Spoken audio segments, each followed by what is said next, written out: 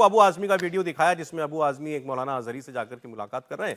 वो व्यक्ति जो कि भड़काऊ भाषण देने के लिए 8 महीना जेल में रहा और उनसे जाकर के बाकायदा कह रहे हैं भाई देखो मेरा 1,90,000 का मुस्लिम वोट बट जाएगा मुफ्ती साहब, पांच मुस्लिम कैंडिडेट हैं तो बटना नहीं चाहिए, नहीं तो सामने वाला जीत जाएगा। खुल के अपील की। अब लेकिन ये क्योंकि कई हफ्तों से चल रहा है, ये कभी कोई चिट्ठी निकाल देता है, कभी कोई वीडियो आ जाता है मुसलमानों को महाविकास अघाड़ी के लिए वोट करने के लिए, कांग्रेस को वोट करने के लिए, तो जाहिर है कि ये दूसरी तरफ वाले भी इसको घुमाते हैं कि भाई देखो वहां तो ये हो रहा है, तुम क्या कर रहे हो। अब कल से एक के बाद एक धड़ाधड़ कम से कम 5-7 हिंदू धर्म गुरुओं की वीडियो भी आने शुरू हो गए जो कह रहे हैं कि अगर महाराष्ट्र में यही परिस्थिति है, वोट के लिए जिहाद करने को कहा जा रहा है, तो फिर हिंदुओं की भी जिम्मेदारी है कि आप भी जाकर के इसके खिलाफ वोट कीजिए, बीजेपी को वोट कीजिए। और हम अपील जारी करते हैं कि आपको बीजेपी के लिए वोट करना चाहिए, आपको ऐसी कम्युनल पॉलिटिक्स को हराना है तो आपको भी एकजुट होना पड़ेगा। बहुत सारे बयान थे, सब तो मैं आपको नहीं सुना सकता, कुछ सुना रहा हूं। जैसे महेंद्र राजू दास है, महेंद्र राजू दास अयोध्या वाले उनको सब कोई जानते हैं, और वो एक खुलकर कह रहे हैं कि ये मुल्ले मौलवियों के ऐलान के बाद मजबूरन हिंदू संतों को अब ऐसा आह्वान करना पड़ रहा है। महंत दुर्गा दास भी हैं, वो कह रहे हैं मुस्लिम धर्मगुरु जो वोट जिहाद कर रहे हैं ये देशद्रोह है, इसके सामने अब हिंदुओं को खड़ा होना पड़ेगा। 3 बयान है मेरे पास, तीनों देखिए। महाराष्ट्र में चल रहे चुनाव में जिस प्रकार से वोट जिहाद चलाया जा रहा है, मुस्लिम उलमा कट्टरपंथियों मुल्लों के द्वारा जिस प्रकार से वहां के जनता को बरगलाने का प्रयास किया जा रहा है और वोट जिहाद के माध्यम से कहा जा रहा है कि बीजेपी को वोट ना करें, इसमें पूज्य कुछ धर्मगुरुओं ने भी अपील किया है सनातनियों के पक्ष में वोट करें। उसका एक कारण है सनातनियों का आह्वान करना धर्मगुरुओं का, क्योंकि जिस प्रकार से वहां पर मुल्ले मौलवी मदरसा लगातार ये प्रयास कर रही है कि हिंदुत्ववादी विचारधारा के लोग चुनाव न जीतें, राष्ट्र विरोधी चुनाव जीते, इसके नाते हिंदू धर्मगुरुओं को आगे आना पड़ा है और हिंदू धर्मगुरुओं को भी अपील करना पड़ा है कि सनातनी का ही चुनाव करें। इसकी घोर निंदा करता हूं। जो मौलाना साहब ने वहां पे जो घोषणा किया है वो देशद्रोह में आता है और कानून की दृष्टि में भी है जो दोषी है। इस तरह का घोषणा आज तक कभी किसी ने नहीं किया है कि जो कि बांटने वाली बात कर रहा है, हुक्का पानी बंद कर रहे हैं। क्या आप व्यक्ति का स्वतंत्रता को आप है जो उसको छीन सकते हैं? ये वोट देना व्यक्ति का स्वतंत्र अधिकार है। आप आज के समय के हिसाब से देश के विषय में बात करो कि इनके भ्रामक बातों पे न जाए और आपका जो स्वतंत्र है, जो अंदर से है, जो होता है कि हमको प्रतिनिधि चुनना है, उनको आप वोट करें। हमारे यहाँ बिल्कुल वोट जिहाद होना चाहिए। अगर वोट जिहाद होगा तभी सब हिंदू एक होंगे। कारण क्या है कि हिंदुओं को सिर्फ वोट देना है और जाति में बट करके दें, ये नहीं, सनातन में हो करके दें तो ये ज़्यादा अच्छा रहेगा। क्योंकि जैसे मुसलमान एक हो करके वोट जिहाद करते हैं, वोट जिहाद उनका होता है, वो अपने ही एक विशेष पार्टी को देते हैं, एक विशेष जाति को देते हैं। तो इसी तरह से हमारे हिंदुओं में भी ये संगठन होना चाहिए कि जो हम एक सनातनी संस्कृति से जुड़े हुए हैं और हमारा सनातन धर्म जिसका उद्धार करे, जो हमारे सनातन धर्म का उत्थान करे, जो हमारे सनातन धर्म को आगे लेकर के आवे, जो हमारे सनातन धर्म के लिए जूझे, उसके लिए हम वोट करें। और इसलिए हमारे यहाँ वोट जिहाद जरूरी है। और जितने भी हिंदू हैं हम उनसे यही अपील करते हैं कि अपनी समझ से, किसी नेता के कहने से नहीं, अपने भारत के कल्याण को देखते हुए और अपनी एक जिम्मेदारी को समझते हुए वोट जिहाद होना चाहिए। अब आप देखें, ये अब हिंदू धर्मगुरु भी अपील जारी कर रहे हैं, उधर वोट जिहाद है तो फिर ये धर्म युद्ध है और जवाब दो वोट जिहाद का, ये ठीक है त्रिपाठी जी? देखिए, पहली बात तो ये कि अच्छा किया आपने परिचय करा दिया मेरा। मैं जो देवी जी हैं इनको प्रणाम, मैं इनको जानता नहीं हूँ। तो आपके हिंदू से कोई आदमी छोटा बड़ा नहीं होता ना? नहीं, मैं छोटे बड़े की तो बात ही नहीं कर रहा हूँ, जाहिर है, मतलब बड़े भी हो सकते हैं। हाँ।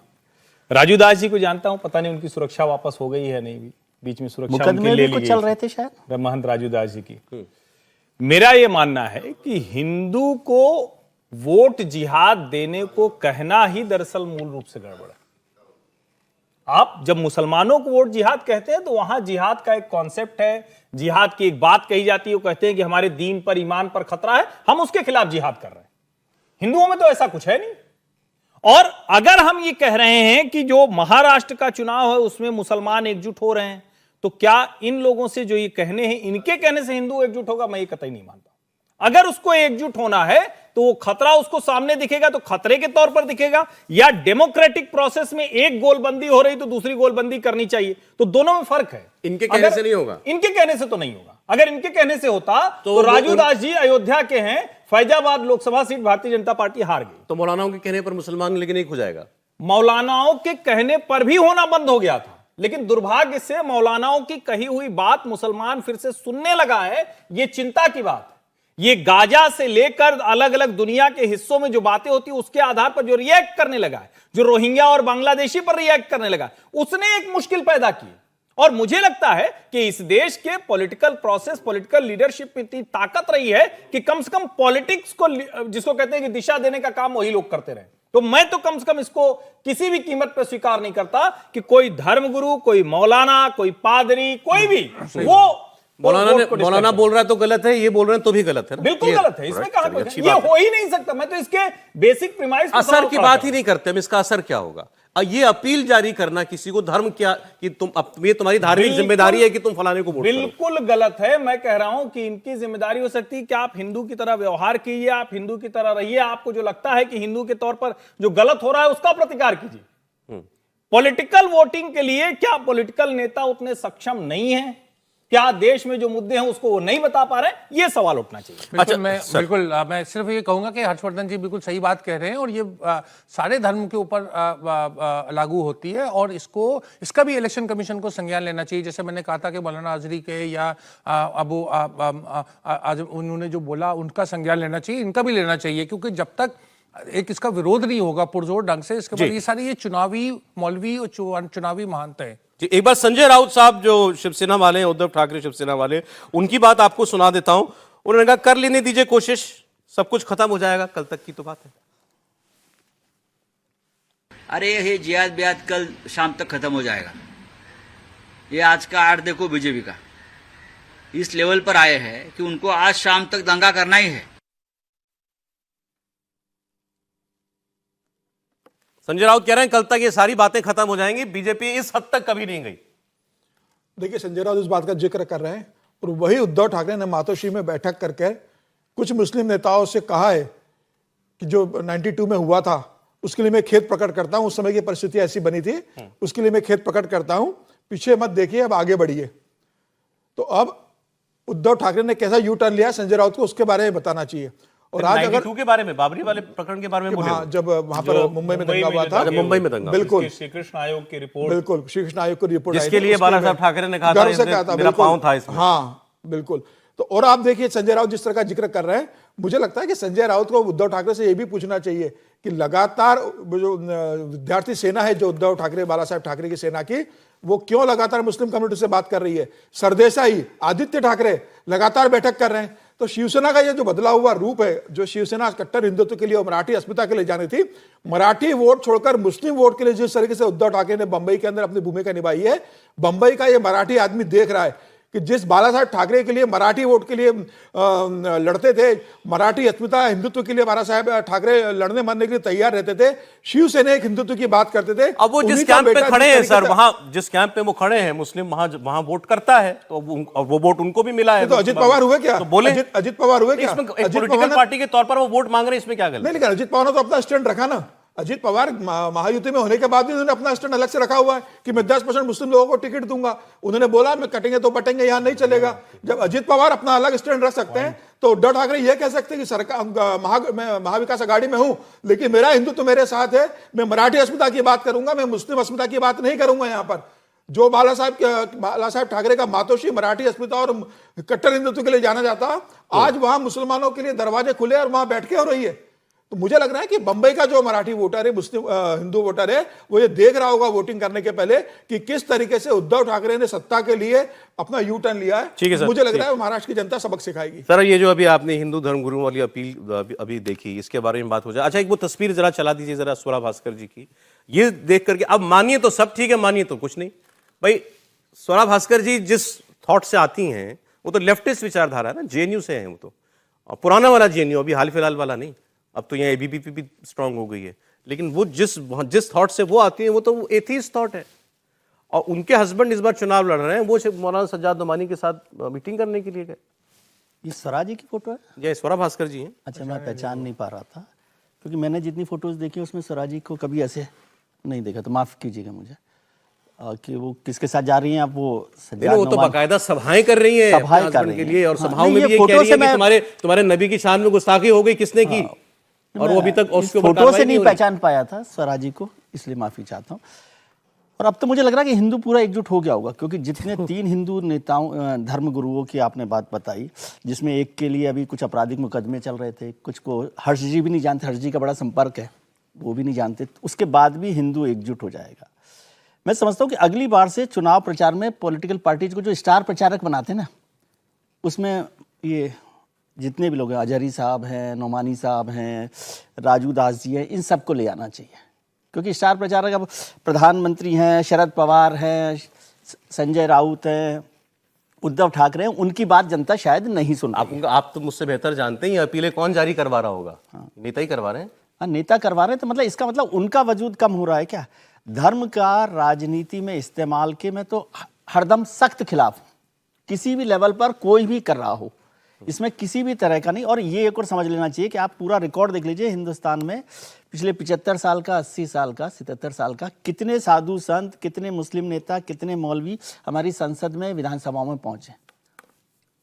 ज्यादातर लोग पहुंचे हैं तो वो पॉलिटिकल पार्टी ने उनको सपोर्ट किया है, पॉलिटिकल पार्टी ने उनको रिप्रेजेंट किया है, तब पहुंचे। बड़े बड़े मैंने देखी बहुत बड़ी कथाएं करने वाले, प्रवचन करने वाले लोग, जिनकी सभाओं में 1 लाख लोग आते हैं, उनको वोट मिलते हैं 17,000 चुनाव में, ऐसा सुना था मैंने। तो क्या ये सब चल रहा है? और ये बार बार रशीद जी जैसे लोग हैं जो विद्वान लोग हैं, इसलिए चुनाव आयोग की बात करते हैं। मुझे जब रशीद जी बात करते तब आता है कि ध्यान कि अच्छा चुनाव आयोग भी है हमारे यहाँ पर। कल परसों ध्यान आया था, वो फोटो वो कर रहे थे, कुछ बैग चेक कर रहे थे। मैच में आप चाहते हैं कि अंपायर भी ना हो?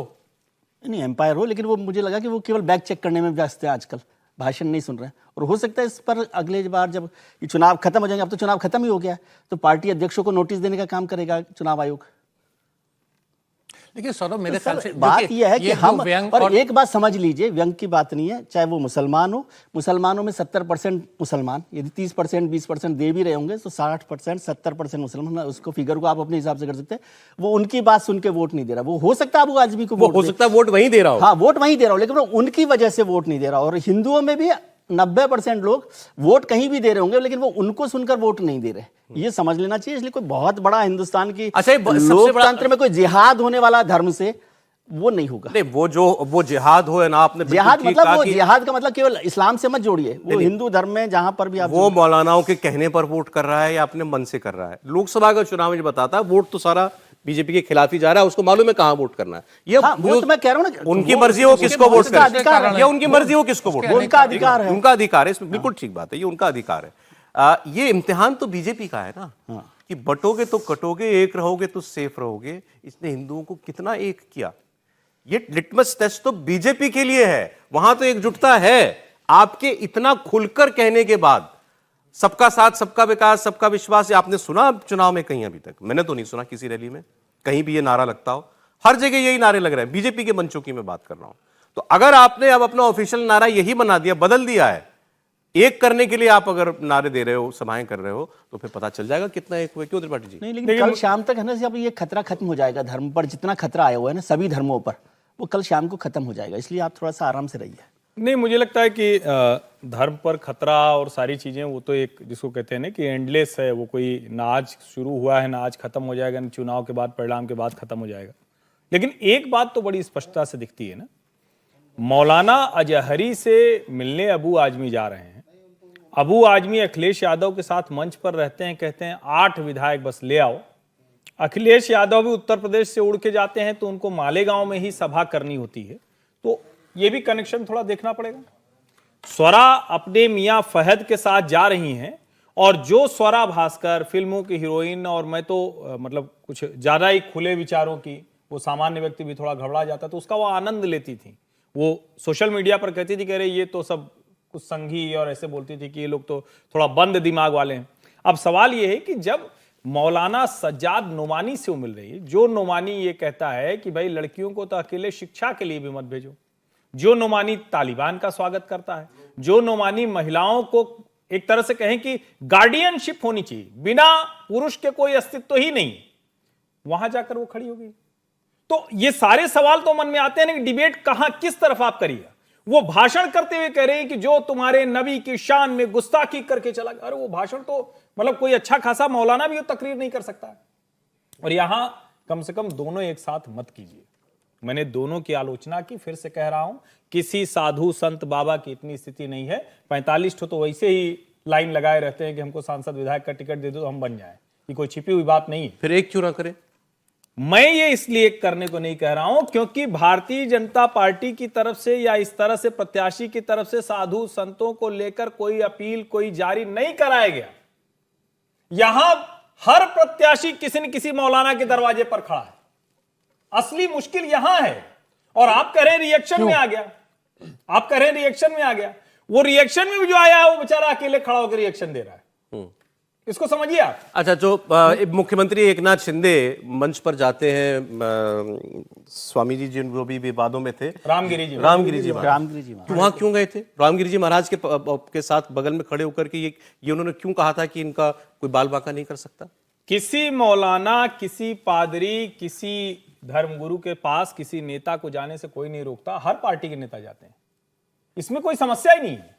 अभी स्वामी अभिमुक्तेश्वरानंद जो नरेंद्र मोदी के घनघोर विरोधी हैं, प्रधानमंत्री नरेंद्र मोदी ने मुकेश अंबानी के बेटे का विवाह था, वहां आशीर्वाद लिया। फिर वो गए उद्धव ठाकरे को आशीर्वाद दिया है। फिर अभी आए, उन्होंने कहा कि जो गौहत्या के खिलाफ कानून बना रहा है, जो गौमाता को राज्य माता का दर्जा, वो कहा उससे कोई फर्क नहीं पड़ता।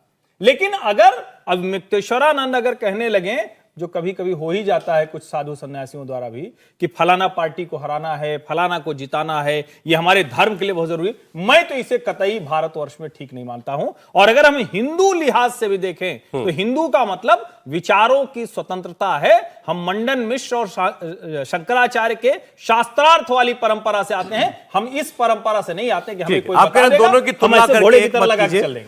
वहां नेता लोग लाइन लगा कर जा रहे हैं, यहां कोई नहीं जा रहा है साधु संतों के पास और कह रहा है कि मेरे लिए अपील जारी कर दीजिए। देखिए, बात तो होती है कि प्रयास हो रहा है। देखिए, दरअसल बात ये, तमाम राजनीतिक दल और महाराष्ट्र की राजनीतिक स्थिति बहुत ही आप जानते हैं विषम है। इसको लेके दोनों पक्ष, मतलब चाहे वो एमवीए हो चाहे वो महायुति हो, वो आश्वस्त नहीं है। ये तड़का पॉलिटिक्स है, मतलब तड़का लगाया जा रहा है, लिविंग नथिंग टू चांस, कि चलो ये भी कर ले। अगर कोई आदमी चाहे 4 वोट ही मिलते हो, चाहे 4 वोट ही मिल रहा है, जिस तरीके से हमारे मित्र हर्षवर्धन जी ने व्याख्या की एक हिंदू धर्म की, या हिंदू कौन होता है, इसी तरीके से जिहाद की भी व्याख्या हो सकती है कि जिहाद का जो इस्लाम धर्म में जो मौलिक वो है, वो ये है कि इंसान में जो कोई बुरी नीयत के खिलाफ खुद को, अपने अंदरूनी लड़ाई है, उसको जिहाद कहा जाता है। लेकिन यहाँ के ऊपर राजनीति में अबू आजमी और नवाब मलिक की लड़ाई को अगर आप जिहाद की तुलना देंगे तो मुझे लगता है कि वो बहुत ही इस्लामिक दृष्टिकोण से बिल्कुल बेमानी है। दरअसल देखिए, हमारी राजनीति में हर कीमत पर लोग जीतना चाहते हैं और उसके लिए तमाम प्रयास हो रहा है। और जैसे विजय भाई कह रहे हैं कि कल के बाद ये सब चीजें शांत हो जाएंगी।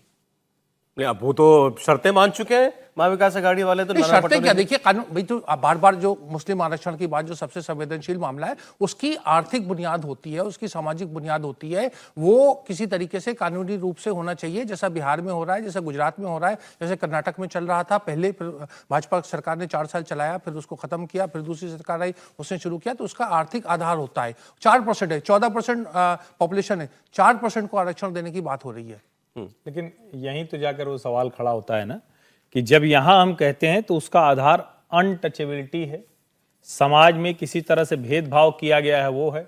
तो दोनों कैसे चल सकता है कि आप ये कहेंगे कि वहां, या तो आप ये मानेंगे, उस नैरेटिव में जाएंगे ना कि वहां भी उसी तरह से जातीय आधार पर सब कुछ हो रहा है, तो जो पसमानदा और क्या है वो भी 10 साल के लिए अशराफ। और देखिए सौरभ, एक तो हमारे यहाँ जो तमाम राजनीतिक दल हैं, मैं छोटी सी बात बस कहूंगा, उन्होंने आरक्षण को ऐसे प्रस्तुत किया है कि जैसे वो संविधान में उसको लेकर के बहुत ज्यादा मजबूती से कोई आश्वासन दिया गया था। नहीं, केवल 10 साल के लिए था। लेकिन तमाम राजनीतिक दल राजनीतिक कारणों से, चाहे दलितों की बात हो, उसको और ज्यादा इजाफा होता गया और उसमें पिछड़ों को भी शामिल कर दिया गया और तमाम चीजों का उसकी कोई लिमिट नहीं है और उसका कोई आधार भी नहीं है, क्योंकि जाति जनगणना भी नहीं होती।